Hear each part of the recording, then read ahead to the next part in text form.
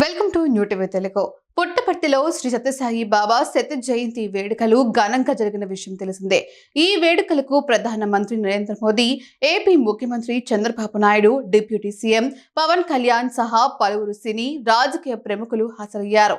Cricket దిగ్గజం Sachin Tendulkar, Bollywood star నటి ఐశ్వర్య రాయ్ బచ్చన్ కూడా పాల్గొన్నారు. ఈ సందర్భంగా ఆసక్తికర పరిణామం చోటు చేసుకుంది. శ్రీ సత్యసాయి బాబా శత జయంతి వేడుకల్లో ఆసక్తికర పరిణామం చోటు చేసుకుంది. ప్రధాన మంత్రి నరేంద్ర మోదీ వద్ద ఐశ్వర్యరాయ్ ఆశీర్వాదం తీసుకున్నారు. స్టేజ్ పై కూర్చున్న ప్రధాని వద్దకు వెళ్లి మోదీ పాదాలకు నమస్కరించి ఆశీర్వాదం తీసుకున్నారు. ఇందుకు సంబంధించిన వీడియో ప్రస్తుతం వైరల్ అవుతోంది. ఇక ఈ బహిరంగ కార్యక్రమంలో ఐశ్వర్య మాట్లాడారు. ప్రజలకు సత్యసాయి బాబా చేసిన సేవలను గుర్తు చేసుకున్నారు.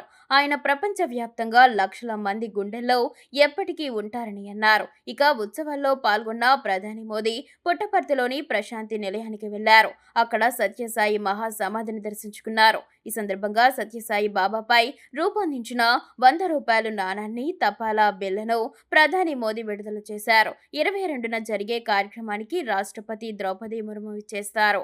అదే రోజు సాయంత్రం జరిగే స్నాతకోత్సవానికి 23న జరిగే జయంతి వేడుకలకు ఉప రాష్ట్రపతి రాధాకృష్ణన్ హాజరు కానున్నారు.